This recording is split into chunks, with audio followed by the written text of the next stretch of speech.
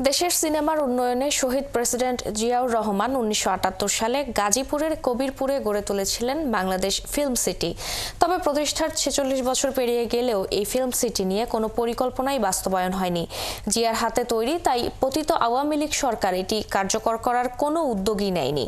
দেশের রাজনৈতিক পট পরিবর্তনের পর এবার এই ফিল্ম সিটিকে ঘিরে নতুন করে স্বপ্ন দেখছেন সিনেমার মানুষরা। কবিরপুর ঘুরে এসে আরও জানাচ্ছেন আরিফ হক। দেশের চলচ্চিত্রের উন্নয়নের স্বপ্ন নিয়ে তৈরি হয়েছিল বাংলাদেশ ফিল্ম সিটি। ভারতের রামজি ফিল্ম সিটির আদলে শহীদ প্রেসিডেন্ট জিয়াউর রহমানের উদ্যোগে নির্মিত হয় এই সিটি। ১০৫ একরের বিস্তৃত এই সিটিতে আছে কৃত্রিম লেক, পদ্মপুকুর, বাংলো, শালবন সহ থাকার কটেজও।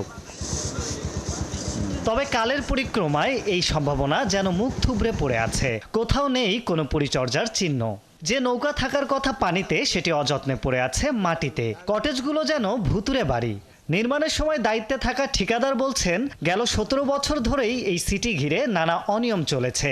শহীদ রাষ্ট্রপতি জিয়াউর রহমান ১০৫ একর জমি বাংলাদেশ চলচ্চিত্র উন্নয়ন কর্পোরেশনের নামে অ্যাকোয়ার করে এখানে দিয়েছেন।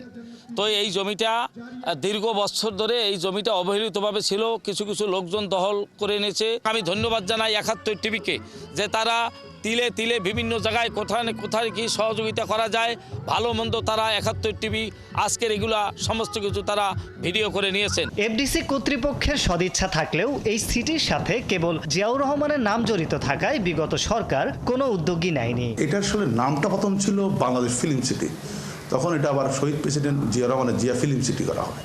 পরবর্তীতে আমরা দেখি বিগত সরকারের একজনের শীর্ষ পর্যায়ে নামকরণ করা হয়। শুধু নামকরণের ভিতর দিয়ে আমাদের এই যে দৈন্যদশাটা, আমাদের হীনমন্যতাটা প্রকাশ পায়, কিন্তু আসলে আমরা গত ১৫ বছরে বলার মতো তেমন কিছু দেখিনি। গেল শনিবার এখানে আয়োজন করা হয় বিএফডিসির বার্ষিক বনভোজন। খেলাধুলা আর নাচ গানে মেতে ওঠেন এফডিসির কর্মীরা, আর আড়ালেই পড়ে থাকে জৌলুসহীন ফিল্ম সিটি। তবে শুটিং স্পটের উন্নয়নের আগে চলচ্চিত্র ইন্ডাস্ট্রি বাঁচানোর আবেদন জানালেন নির্মাতারা।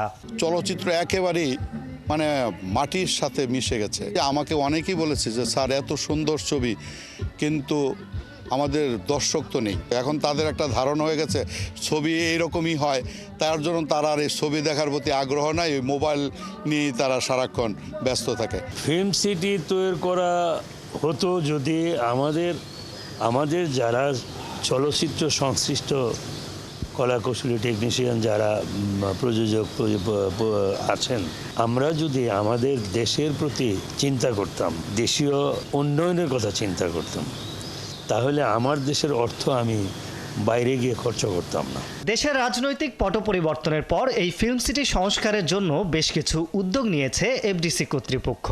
বর্তমান এই পরিবর্তিত পরিস্থিতিতে ৫ই আগস্টের পরে আমাদের যে বর্তমান যে সচিব মহোদয় যিনি এসেছেন, উনি একজন চলচ্চিত্র বান্ধব। আগে যে বন জঙ্গল জেলা ছিল সেখানে এরকম নাই। আমরা ফুলের বাগান করেছি, নতুন করে ফুল তৈরি করেছি, মানে ফুলের গাছ লাগিয়েছি। শিগগিরই চলচ্চিত্রের জৌলুস ফেরানোর প্রত্যয় জানালেন এফডিসির নবনিযুক্ত ব্যবস্থাপনা পরিচালক। এফডিসি হচ্ছে ফিল্ম ডেভেলপমেন্ট কর্পোরেশন, কিন্তু আমি আরেকটা নামই বলতে চাই, ফান ড্রিম কর্পোরেশন। এখানে আনন্দ, এখানে আমার একটা স্বপ্ন, এই স্বপ্ন নিয়ে আমাদের ব্যবসা। তার মানে কি, আমরা আনন্দে শুধু নিজেরা পেতে চাই না, আমরা কিন্তু পুরো জাতিকে আনন্দ দিতে চাই। কিভাবে আনন্দ দিতে চাই? বিভিন্ন সিনেমার মাধ্যমে। আমরা যদি সবাই একসাথে কাজ করি তাহলে কিন্তু দেখেন অসম্ভবকে সম্ভব করা খুবই সহজ। দেশি চলচ্চিত্রে ফিরে আসুক সেই সোনালী দিন, এমনটাই কামনা সিনেমা প্রেমীদের। আরিফ হক, ৭১, বাংলাদেশ ফিল্ম সিটি, গাজীপুর।